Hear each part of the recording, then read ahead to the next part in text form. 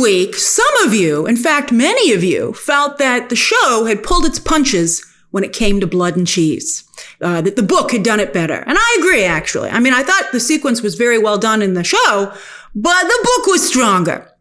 So how do you feel about this week's amazing adaptation of a moment from the books? I'm talking about the Cargyll Twins, where once again, a small but significant change was made.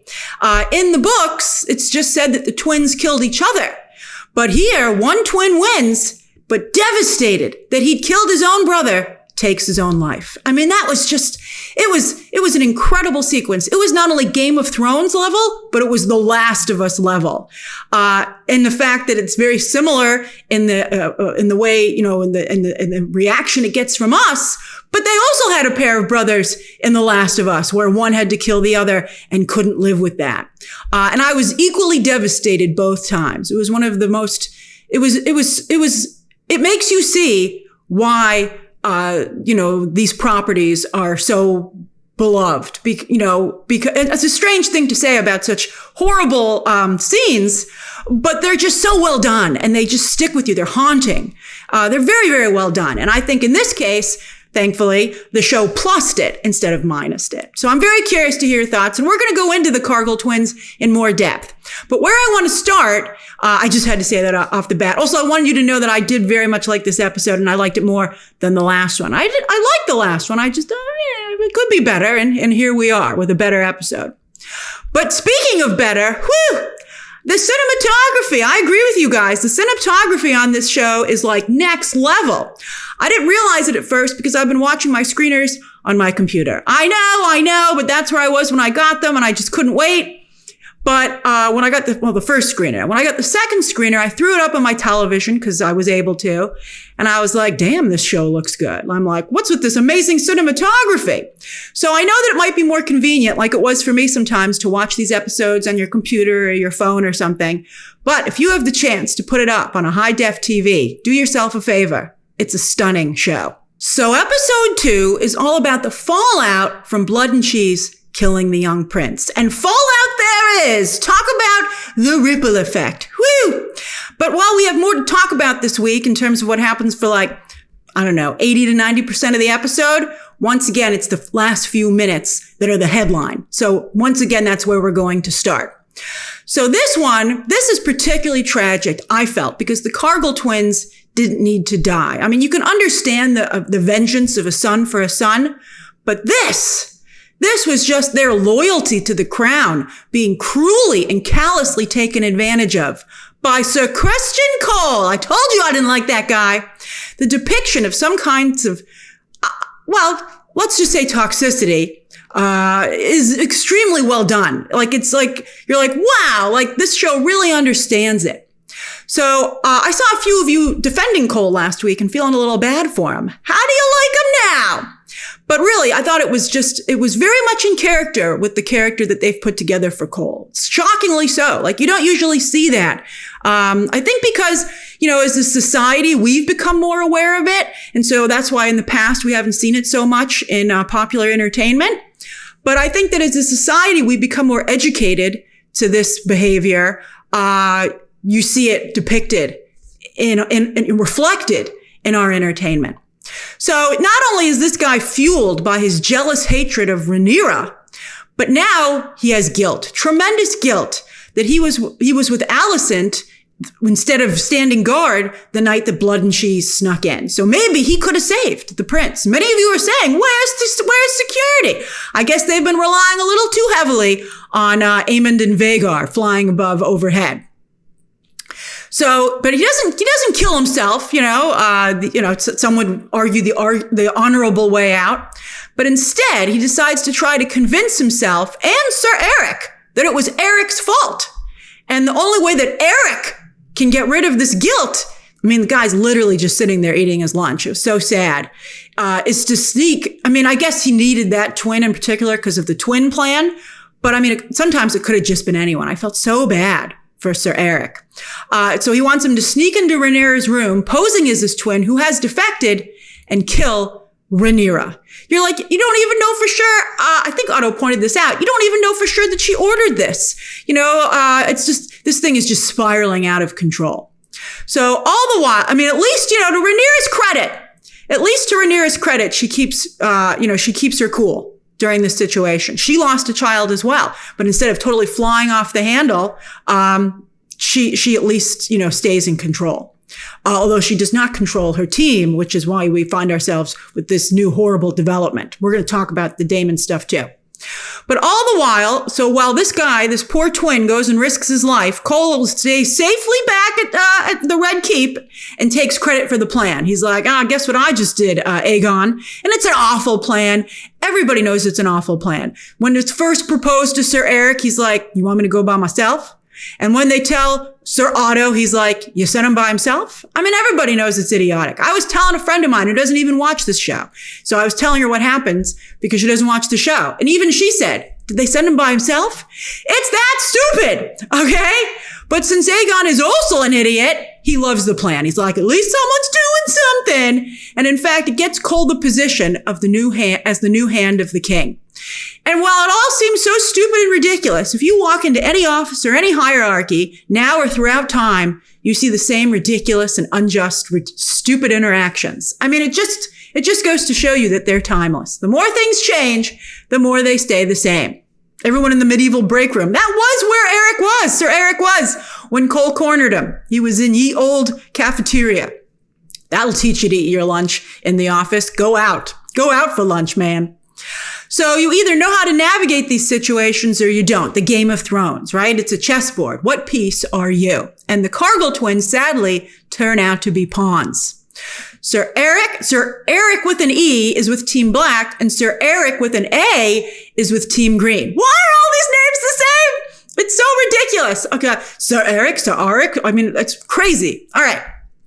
Anyway, I loved that it was Misarya who realized it was Erryk sneaking into Dragonstone, posing as his twin who was supposed to be there. As she was leaving, she was on her way out. Rhaenyra had given her freedom. The two women, at first at odds over Daemon, right? Like, that was a great moment. Rhaenyra was like, you're the woman that he was with on that stupid bridge. But then they realize, right, that they're not each other's enemy. And we're going to talk about the Daemon stuff in a moment. But that was a nice thing where they're like, why are we fighting? And they're like, I know, right? So I wish we could have seen Misarya's hero moment. Like we see her start to, she stops her escort and she's like, wait a minute, I got to tell you something.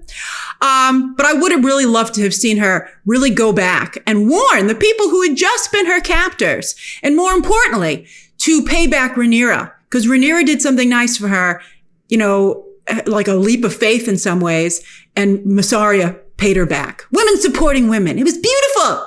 But anyway, because of Misarya, they know about the infiltration. It took a long time. I wish they had a phone system to call down from where the boats are, right? You're like, we got to hoof it back up to the top of the castle. But the other twin, Erryk with an A, I'm forgetting who's who. The good twin, we'll say, because I guess that makes me Team Black. The good twin gets to Rhaenyra's quarters just in time to take on his own twin. And I was really disappointed, though, with Rhaenyra in this scene, even though I guess I'm on her side. Because for all her fire in the last season, she just cowered in the corner. I was like, are you serious? I mean, she told her handmaiden to go get help. She was like, you risk your life and make a run for it. And I was like, are you kidding me, Rhaenyra? Like, she didn't do anything to help the extremely loyal Sir Erryk take on his own brother to protect her. Like, that just goes to show you, the only people taking these guys' vows seriously is them. Not even the people that they made the vows to, which tells you a lot about vows in general, right? And the people who ask you to make such a vow. Like, if somebody asks you to make that kind of vow, they probably aren't going to hold up their end of the bargain, except for someone like Ned Stark. Ned Stark would have helped that good twin. And as soon as the fight got like really into it, you couldn't tell who was who. But there was a point in the beginning when she could have helped, I think. But even I was like, wait a minute, who's who? Why didn't they change their costumes when they left, or their armor? To them, it's not a costume, it's actual armor. But maybe that's what Rhaenyra should have been thinking. She's like, maybe we shouldn't have kept everybody in the same uniforms but we should have gotten our own stuff. Because I couldn't tell who was who. Could you? I mean, one of them got their legs cut, I guess, which was supposed to differentiate the two. But even then, I was like, I can't tell who's who. I mean, they really are identical twins in real life, which is awesome. So they can parent. This was like, this was HBO's Parent Trap. I love it. All right, well, it was very sad. But anyway, as I said in the book, they kill each other. That's all that's said. That they fight to the death and they both die. But here, one won the fight, but then again was unable to live with himself and killed himself. But not before he apologized to Rhaenyra. Now that might make you think it's the good twin, because he swore his allegiance to her, and so I don't know what he would be apologizing for then. Maybe because he knows he's about to peace out and he's like, sorry, just can't live with it. But part of me felt maybe it was the other one who had realized now that what Cole had asked him to do was wrong in every way possible, and that he was sorry he'd agreed to do it, that he'd turned on his original vow to protect Viserys' family, which includes Rhaenyra. So it could have been either one. And I guess that kind of says something about the situation, that they were just both in the same really bad situation. Incredible scene. Incredible scene. Cole is super unsympathetic, but I think the jury's still out on Alicent. How are you feeling about Alicent? I don't think she's that bright, but let's talk about it, all right? So when Alicent tells her father that she sinned and wants to confess, at first, I thought it was sweet that he was like, I don't wish to hear it. I was like, he's saying that no matter what she does, he loves her. But then, the more I thought about it, and as I rewatched the episode to do my notes, I thought that maybe, I'm like Alicent thinking about it later. I'm like, wait a minute, I think he was just very insulting. I think he might have been saying right to her face, I can't take this stupidity anymore. Which maybe she did get it, which was why she left. But he's like, not only is everyone so stupid, but he's just totally lost control of everyone. And there's nothing he can do about it. He doesn't want to know about something that he can't do anything about, and is probably, again, really stupid. I mean, he remembers Viserys fondly. He's singing Viserys' praises, all the way down as he falls, falls from grace this episode. But I mean, again, it's fun, that's because Viserys is no longer there, and at least he could somewhat control Viserys. The only problem with Viserys is that he faltered in the execution, because he wasn't the brightest bulb in the bunch either, but he had a good heart, Viserys did. All right, so anyway, Otto, he's furious with Aegon we're not done with Alicent, but let's take an Otto detour.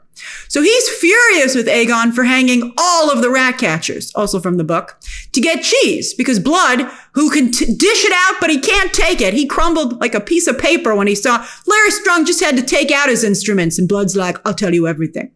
So he said he worked with the rat catcher, but he wasn't sure which one. What the heck, Blood? I mean, we can't do a lineup and you just pick them out? But anyway, so Aegon's idea is to just kill all the rat catchers, and he does get cheese as a result. But as Otto points out, he also you need a lot of rat catchers. It's quite the popular profession in medieval times, it seems. So he's killed a lot of innocent men, and he strung them up outside the castle. And usually, medieval crowds love this kind of stuff, but I guess not when it's someone who they feel is innocent, and they're pretty upset.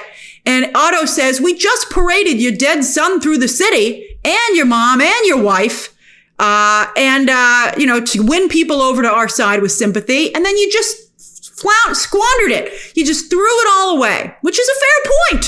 But clearly Aegon, for all his flaws, he does care about his family members, more than Otto does.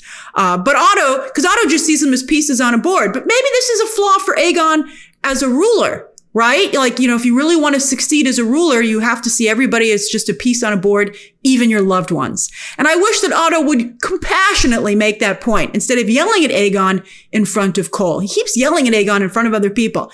You never speak truth to power in public. It's always done in secret so that no one knows about it but the two of you. I don't understand how Otto can be as experienced and as old as he is and not realize that very simple truth about how, again, either you know how to navigate these situations or you don't. And Otto, he could use a little more learning.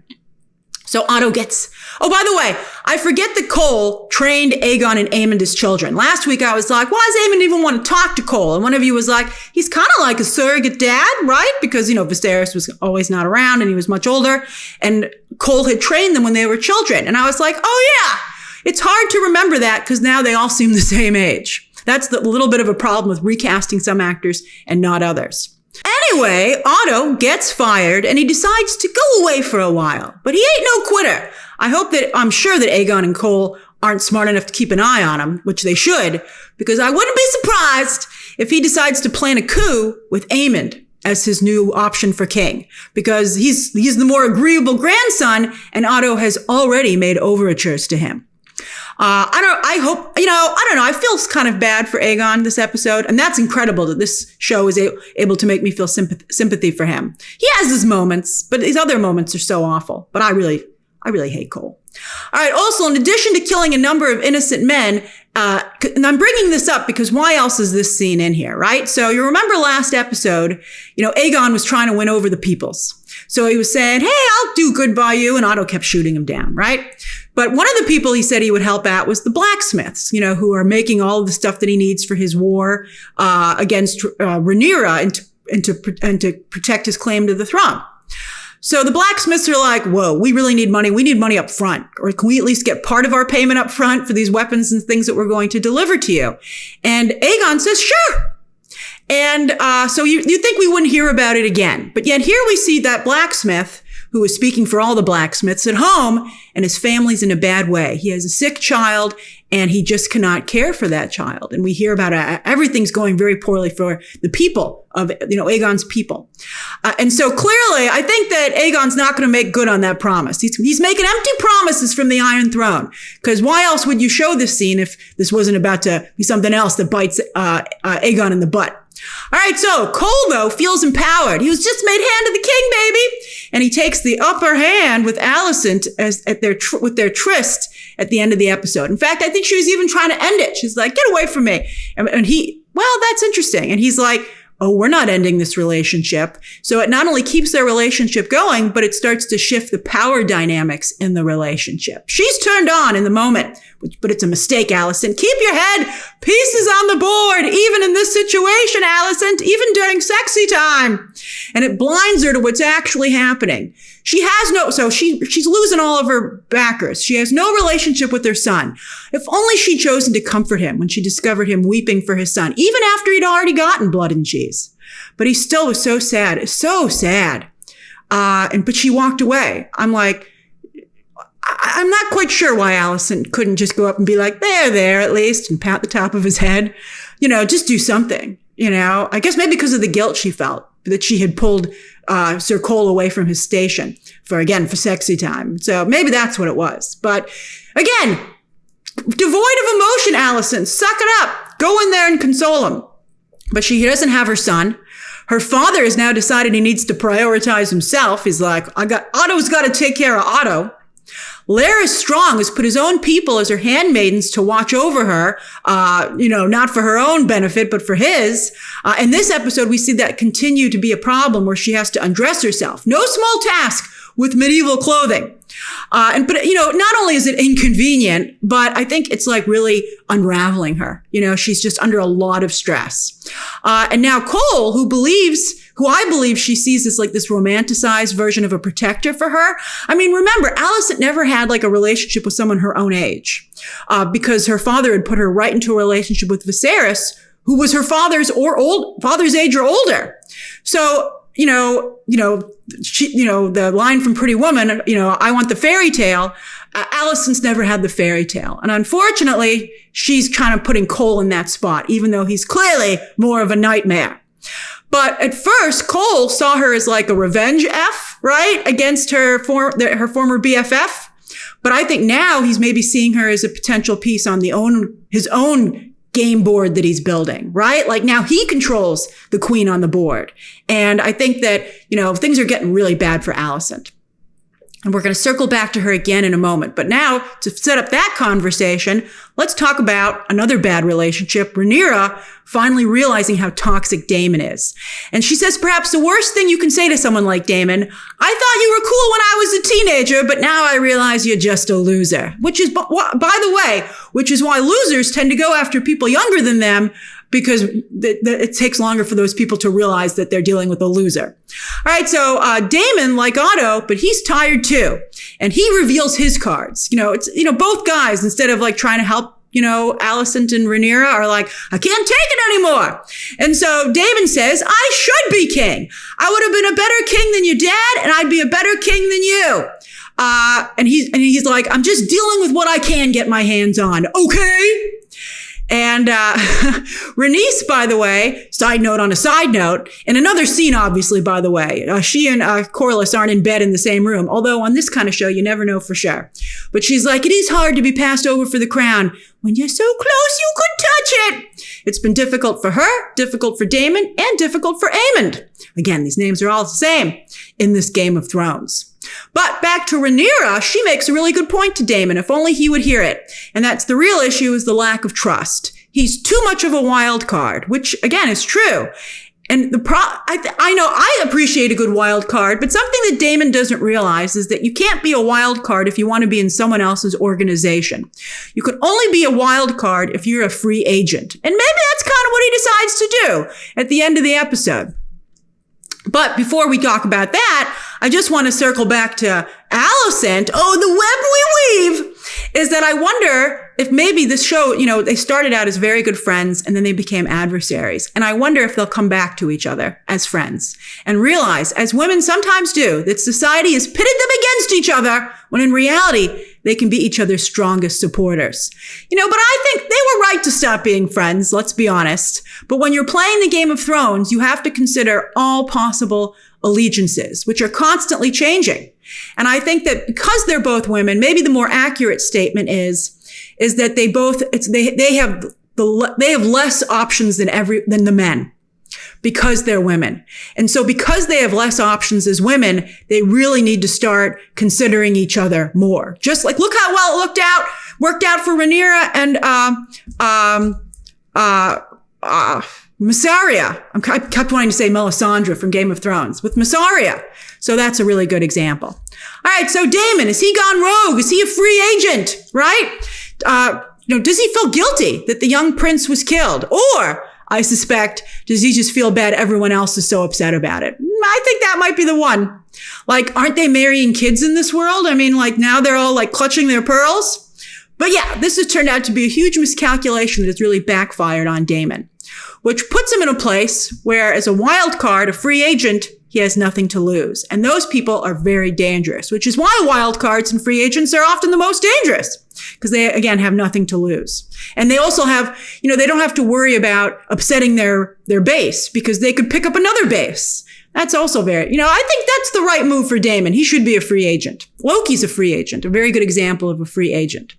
Although he sure, he picked a team and he sure ended up getting tied down, didn't he? All right. But it was great when Daemon was on the back of his big old dragon, right? That was a cool shot of him and Caraxes emerging from that cave. By the way, look at these cool trading cards that HBO, I think Max Sports put out.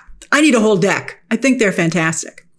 All right, speaking of Daemon Jr., he realizes that Daemon had sent Blood and Cheese to kill him because they entered through his room. And I'm not sure, if Daemon takes this wrong or not. Daemon's like, clearly, Aemond says, clearly Daemon thinks I'm a threat, so that makes me cool. But I'm like, I don't know. He did send 2 goons to take care of you instead of himself, right? He wasn't willing to put himself on the line. But, Daemon's not a put himself on the line kind of guy, right? I mean, he'll always outsource if he can, which is true blue blood, upper management behavior. But I think that Aemond might also, the issue might be that he has this incredible dragon, Vhagar, right? The ultimate dragon, the biggest dragon there is. Look how it ripped not only Luke, but Luke's little dragon to pieces. And no one else can take that dragon until Aemond is dead. So I don't know if it's all about Aemond. A lot of it might be about his dragon. He really is like Daemon, though, even more so now. They've now both killed a child and both feel bad that everyone is so upset about it. They both say they feel bad, but again, I think it's more that they got in trouble for it. Now, finally, when we were just recently talking about the drop in viewership for House of the Dragon Season 2, we were talking about all these different reasons in the live stream as to why that might be. But one of you, I think actually someone tweeted this or left it in the comments, was that maybe the problem is it's a show about a bunch of rich people fighting with each other, but the people who suffer the most are those who are in the classes below them. And that made me think that on Game of Thrones, there were a lot of outsiders who were more relatable than the characters on this show. Sure, the Targaryens, the Hightowers, and even the Lannisters, we've got one here right now, are fun to hate. But you need the Starks and others to balance them out. This show has no Starks. Well, it has one, but apparently this was his only scene in this season. There are the Valyrians, who might have been meant to be the Starks of House of the Dragon, but wow, is their story moving very slowly and without focus. I hope it comes into focus soon, right? Clinton Liberty, we met him this episode, Alan's brother, right? Very charismatic actor. And we'll see what he and Father from Raised by Wolves are up to eventually. Hopefully soon. This is one area that I think not only needs to move faster, but it would benefit the show if it did. And also, I think they really need to bring the Starks in here. What do you think? All right. So that's my breakdown of House of the Dragon Season 2, Episode 2. What did you think? Are you rooting for anyone in particular? And what did you think of that amazing, tragic ending? Share your thoughts down below. Subscribe today. And of course, as always, you can check out some more videos right now.